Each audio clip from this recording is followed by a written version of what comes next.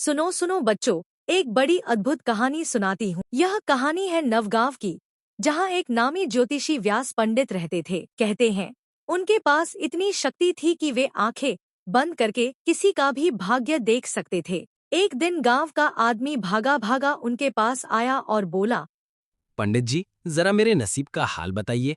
पंडित ने गहरी सांस ली, आंखें मूंदी और कहा, तुझे जल्द ही धन मिलेगा और तेरी सारी मुश्किलें खत्म हो जाएंगी। वह आदमी खुशी से झूम उठा और बोला, वाह पंडित जी, आप सचमुच चमत्कारी हैं। इतने में पंडित का छोटा बेटा अनिरुद्ध पास आया और मासूमियत से बोला, पिताजी, आप सबका भविष्य बताते हैं, मेरा भी देख लीजिए ना। पंडित मुस्कुराए। अरे बेटा, अभी तू बहुत छोटा है, जब बड़ा होगा तब बताऊंगा। लेकिन अकेले में व्यास पंडित का मन नहीं माना। उन्होंने सोचा, क्यों न अपने बेटे का भाग्य अभी देख ही लूं।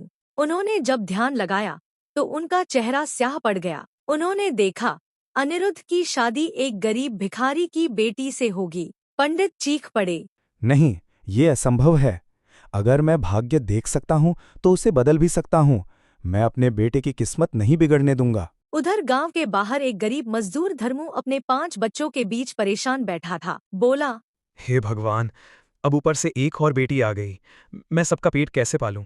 तभी व्यास पंडित वहां पहुंचे और बोले, धर्मू, अगर चाहो तो अपनी बेटी मुझे दे दो, मैं उसे अपनी संतान की तरह पालूंगा। धर्मू ने आह भरते हुए कहा, मेरे पास रहेगी तो भूखों मर जाएगी, आपके पास रहेगी तो राज करेगी। ठीक है, मैं तैयार हूँ। और उसने अपनी नवजात बेटी पंडित को सौंप दी और पंडित ने उस बच्ची को नदी में फेंक दिया। व्यास पंडित ने चैन की सांस ली। अब मेरे बेटे का भाग्य बदल गया। लेकिन भला भाग्य किसके वश में है? उस बहती हुई बच्ची को एक गरीब किसान ने बचाकर उसका लालन पालन किया। साल बीते, लड़की बड़ी होकर रूपवती सांजलि बनी। संयोग ऐसा कि अनिरुद्ध और सांजलि मिले और प्रेम में पड़ गए। अनिरुद्ध ने अग्नि को साक्षी मानकर उससे विवाह कर लिया। जब वह उसे घर लाया तो व्यास पंडित की रूह कांप गई। उन्होंने देखा, हे राम, ये वही लड़की है जिसे मैंने सालों पहले नदी में बहाया था, वही जिसे मैं दूर रखना चाहता था। नहीं, ये रिश्ता मैं स्वीकार नहीं करूंगा। रात को उन्होंने सांजलि को बुलाया और कहा, बेटी, चाहे तू और अनिरुद्ध कितना भी प्रेम करो, लेकिन मैं तुझे अपनी बहू नहीं मान सकता। तू अभी के अभी मेरे बेटे की जिंदगी से दूर चली जा। बेचारी सांजलि रोती हुई बोली, पिताजी, मेरा क्या दोष है? पंडित ने क्रूर स्वर में कहा, ये अंगूठी देख, मैं इसे नदी में फेंक रहा हूं। अगर तुझमें शक्ति है तो इस अंगूठी को खोज कर दिखा, और खोजने तक तुझे अनिरुद्ध से मिलने का अधिकार नहीं होगा। और पंडित ने उसे घर से निकाल दिया। भटकती हुई सांजलि एक अमीर व्यापारी के घर काम पर लग गई। खाना पकाने में उसका हाथ इतना अद्भुत था कि जिसने भी चखा तारीफ किए बिना न रहा। एक दिन वहीं भोज का आयोजन हुआ। अनिरुद्ध और व्यास पंडित भी उसमें आमंत्रित थे। अनिरुद्ध ने भोजन किया तो दंग रह गया। ये स्वाद तो मेरी सांजलि के हाथों का है। तभी व्यास पंडित की नजर सांजलि के हाथ पर पड़ी। वही अंगूठी चमक रही थी। वह कांपते हुए बोले, हे विधाता, वही लड़की, वही अंगूठी।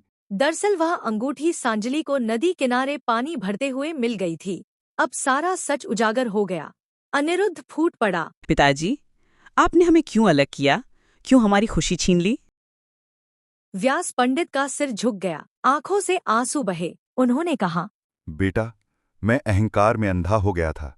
सोचा कि भाग्य पलट दूंगा, लेकिन विधि के विधान को कोई मिटा नहीं सकता। सांजलि, तू अब मेरी बहू है।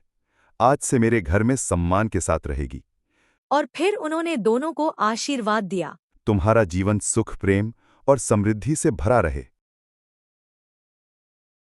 तो भाई, यही है नवगांव की कहानी। इससे सीख यही मिलती है, इंसान चाहे कितना भी बलवान क्यों न हो, भाग्य की रेखाएं कभी नहीं बदलता। जो विधाता ने लिखा है वही घटित होकर रहता है।